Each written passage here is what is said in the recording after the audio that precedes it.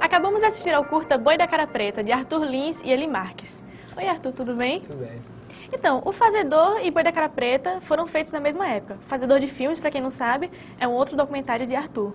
E como é que foi isso? Então, a gente estava no processo de filmagem do documentário chamado Fazedor de Filmes. E aí resolvemos fazer uma ficção, porque o documentário fala sobre cinema, aquelas pessoas que a gente estava entrevistando se relacionam com o cinema. E eu estava muito numa de querer fazer um filme de suspense, fazer uma brincadeira, um exercício de gênero mesmo. Aproveitamos a mesma estrutura e tal e filmamos em um dia com as pessoas da região, assim, ou seja, todos os atores, na verdade, não são atores, são moradores de lá, as pessoas, aquela casa que é o cenário do filme, é a casa que eu dormia durante o processo do documentário. Então foi assim, foi praticamente um filme amador, feito com a gente assistindo muito em casa, assim, sabe? Aproveitamos, filmamos, aí depois que a gente foi editar, e demorou mais do que um fazedor, assim, pra gente editar depois. Tudo. E o Boi da Cara Preta e o Fazedor, eles têm algo em comum? Eu acredito que tem em comum o fato de que no Fazedor a gente está falando sobre um personagem, né, que é Evandro Gomes, que faz o tipo de cinema meio amador, assim, mas ele faz com vontade, envolvendo as pessoas da região, em prol da causa do cinema, assim. E o Boi da Cara Preta meio que surge do mesmo processo. É o fato de você querer fazer filme sem muitos recursos e tal, fazer filme com a ideia na cabeça, e juntando as pessoas e tentando fazer do jeito que dá. Que às vezes se assemelha um pouco a uma estética um pouco mais tosca, um pouco mais caseira, vamos dizer assim, sem muito acabamento profissional, no sentido pleno do termo profissional, assim. E eu acho que tem muito a ver com essa coisa do processo de próprio Ivanildo, assim, que é um pouco a paixão. Assim. E na própria estética, eu acho que tem a ver porque nos dois filmes a gente trabalhou muito com câmeras na mão, pouco virtuosismo de movimentos de câmera, saca? Até pelo tempo e pela nossa pouca experiência em lidar com a linguagem cinematográfica e tal, a gente acabou meio que usando essa mesma estética. Assim, o equipamento é mesmo, então a textura, se a gente fosse ver, é o mesmo tipo de textura dos dois filmes. Tem muita coisa a ver, assim, meio que tá no bolo só, talvez inclusive um complemento o outro, de uma certa forma, assim, sabe? E como foi que surgiu a ideia de fazer o Boi da Cara Preta? A gente estava lá fazendo o documentário do Fazedor, e só que na verdade o Fazedor foi o nosso, meu principalmente, ele já tinha mais experiência, foi meu primeiro documentário.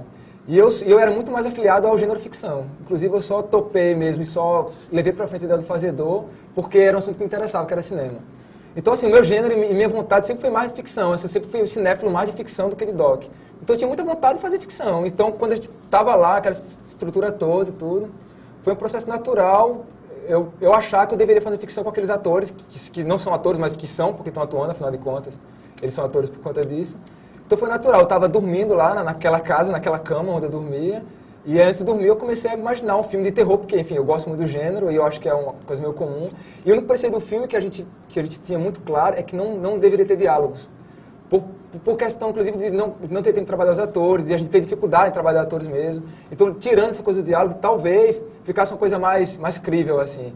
E uma das coisas que eu gosto muito é porque normalmente quando as pessoas experimentam muito o gênero de terror e suspense, nesse esquema mais caseiro, soa uma coisa muito tosca, as pessoas tendem sempre a rir, sabe? A rir dos defeitos e tudo.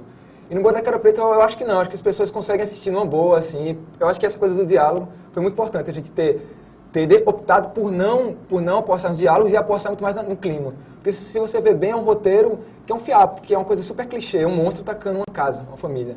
Então a gente parte de um roteiro que não é nada, basicamente, é só uma ideia que eu tive numa noite, na hora de dormir, e que não decupou o filme, foi tudo feito de improviso mesmo, era um plano pensando no outro. E a gente vai apostar na atmosfera, na coisa de tentar deixar os planos mais, suspender os planos e tal, sabe? Criar uma relação entre os personagens, criar uma situação. O Ivanildo, ele também é um cineasta, como foi retratado no teu documentário Fazedor de Filmes. Então ele teve alguma participação no fazer dessa pequena ficção? Ah, legal. Interessante. Assim, na verdade, sempre tem, porque no processo de filmagem, acho que independente de ser Ivanildo ou qualquer outra pessoa, as pessoas gostam muito de opinar e de falar alguma coisa e de acatar, assim. Num Boi da Cara Preta, por ele ter essa vertente mais de dirigir, sabe? No começo ele até trocava uma ideia, sugeria algumas coisas, sabe? Pô, Arthur, ele ficaria massa fazer um plano assim, ou então, o que acontece é isso. Só que foi tudo pouco tão rápido assim demais. A gente discutiu o projeto antes com o Ivanildo, sabe? A gente, antes de filmar, a gente conversou com ele, explicou qual é a ideia, ele gostou da ideia e tal, assim, porque a gente precisava fazer com que ele e todas as pessoas que estivessem na casa, assim, que a irmã dele, a sobrinha dele, que sobrevive no final e tudo, que eles também se interessassem pela história, para não ficar aquela coisa, agente, diretor e eles personagens. Então eles também deveriam gostar daquela história. Então teve todo um processo de conversa. Mas na hora do vamos ver, assim, é natural que as coisas meio que se definem um pouco, assim, né? Que ele fique mais ali na parte de atuação mesmo, sabe? Que a gente meio que, pela pressa, não tem como envolver muito ele no processo de direção propriamente dita, assim. Mas acho que sim, teve influência, sem dúvida, assim, sabe? Teve influência. E esse é o tipo de filme que o Ivanildo costuma fazer? Eu diria que mais ou menos, assim. O gênero suspense é caro a ele, como é caro a basicamente qualquer pessoa que se interessa por cinema, principalmente quem está começando essa coisa de cinema mais amador e tal. Agora, os filmes de Ivanildo, os filmes dele, normalmente tem mais uma vertente meio puxado para uma crítica social e para um melodrama, assim, que a gente tentou fugir, sabe? E essa coisa que eu falei, da gente não ter optado por não investir no diálogo, foi decisivo para poder diferenciar um pouco os cinemas. Porque Ivanildo, por exemplo, a primeira coisa que ele sugeriu foi um bocado de diálogo. Porque é a forma que a gente está mais acostumado a ver filme de diálogo. Então, assim, a gente limando isso é meio que parece que não tem muito Ivanildo ali. Mas eu acho que tem, até porque no final ele gosta do resultado. Ele gostou e tal, a família toda. A gente exibiu lá em Soledade, Boi da Cara Preta, junto com o Fazedor, numa sessão seguida, assim. O Fazedor, Boi na praça, com a galera todinha da cidade, e com ele, e com a Andressa, que foi a menina, com a família todinha. E ele gostou, ele adora o filme, assim, e tal. Então, acho que se ele gostou, ele se sente ali também, assim, sabe? E até quando a gente assiste o Boi da Cara Preta, vê que é um curta bem simples, né?